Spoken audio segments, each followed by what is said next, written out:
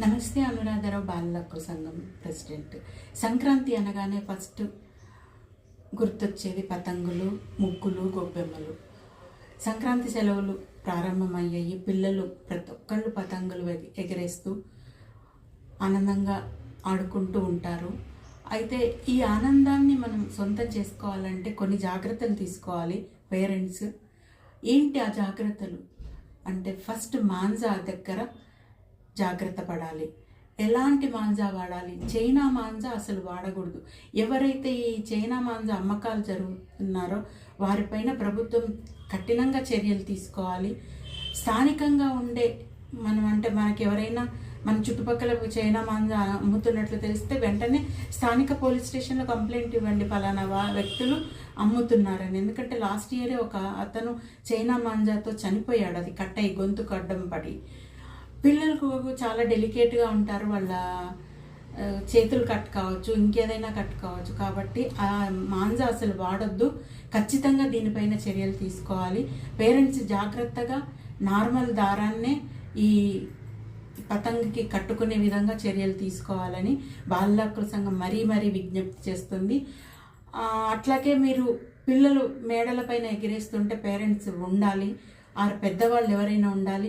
ఒకవేళ ఆ వాల్ అంటే మేడ చుట్టూ ఉండే పారపెట్ వాళ్ళు లేకపోతే వాళ్ళు చూసుకోకుండా ఎగురుతున్న ఉత్సాహంలో కాలు కింద పెట్టొచ్చు, పడిపోతే ఎంత డేంజరో తెలుసు కదా.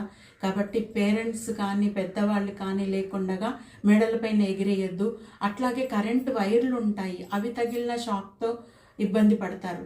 ఇన్ని జాగ్రత్తలు తీసుకోవాలి. మైదానాలలోకి వెళ్ళి ఎగిరించండి. చాలా వరకు ప్రతి ఒక్క ప్లేస్లలో పార్కులు ఉంటాయి, ఆ పార్కులకు వెళ్ళి ఎగిరేసుకోవడం చాలా మంచిది. ఓపెన్ ప్లేస్లో అయితే ఎలాంటి ఇబ్బందులు ఉండవు. అట్లాగే ఇంకొక జాగ్రత్త ఏంటంటే, ఆ మాంజాతో ఏల్ కట్ అయినా లేకపోతే ఇంకేమైనా జరగచ్చు. కాబట్టి చైనా మాంజా అసలు వాడొద్దని మరీ విజ్ఞప్తి చేస్తుంది. ఎక్కడైనా అమ్మకాలు జరుగుతున్నట్లయితే ఖచ్చితంగా కంప్లైంట్ ఇవ్వండి. ప్రభుత్వం కూడా చర్యలు తీసుకోవాలని చెప్పి బాలల హక్కుల సంఘం మనవి చేస్తుంది. ఈ కాలనీలలో ఉండే వాళ్ళు వారి గ్రూపులలో అసోసియేషన్స్ ఉంటాయి. ఆ గ్రూపులలో ఈ చైనా మాంజా వాడొద్దని వాళ్ళ పిల్లలకు గ్రూప్ అంతటికి సర్క్యులేట్ చేసుకోండి.